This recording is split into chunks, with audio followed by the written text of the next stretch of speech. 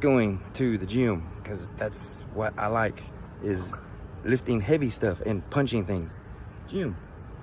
Oh, and she's 13 and also lifts heavy stuff and punches things. So why don't you?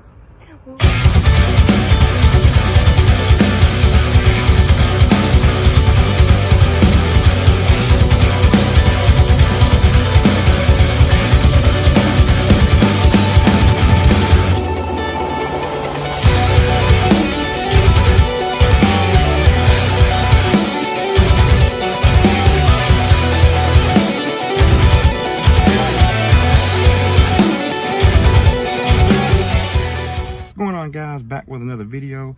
This one is going to be a little short, but it is on conditioning, because conditioning, whether you're doing it for combat sport reasons or self-defense, it is very, very, very important to be well conditioned on all your striking areas.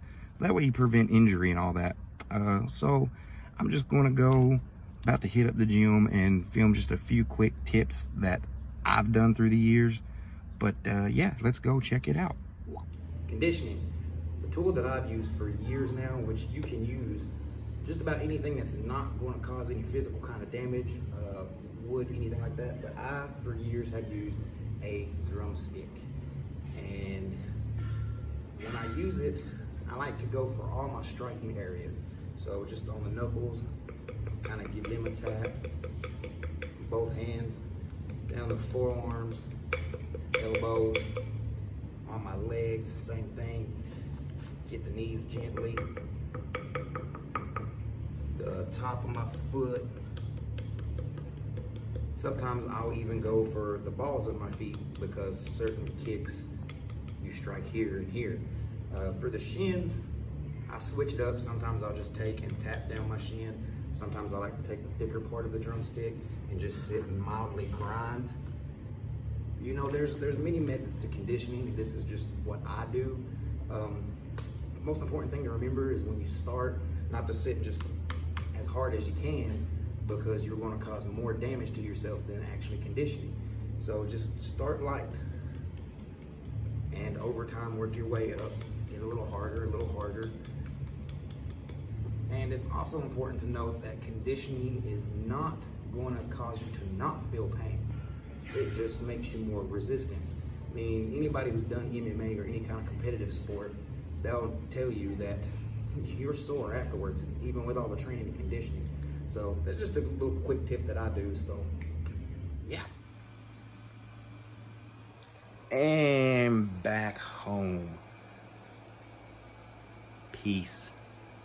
I love that little thing. That was a gift, and it's pretty cool looking. I like it. Anyway, nice little decoration. So I was tired, obviously, at the gym. I just got done working out when I was doing that video. So just a quick little recap here of a couple things is, number one, make sure you condition all your striking areas. That is your knuckles, your palm, your hammer fist, your chop, your forearm, your elbow, your knees, your shins, top of your foot, ball of your foot, your shoulders, your nose. I don't care what it is. If you use it as a weapon, then condition it so. Because in martial arts, your entire body becomes a weapon if need be. So therefore, you prepare it and train it as such. Number two, start off light.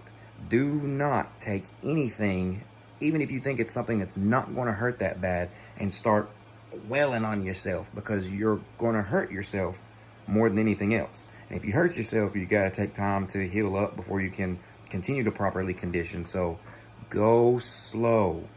Anything in martial arts, anything in any kind of athletic thing that you do, it's a gradual process. Whether you're weightlifting, you start light and work your way up. Running, you start, a mile so many minutes and then get quicker. It's the same thing in martial arts. Do not start wailing on yourself. Go slow.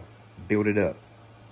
Number three, this video is really kind of short, which was my intention, because there are so many other conditioning videos out there.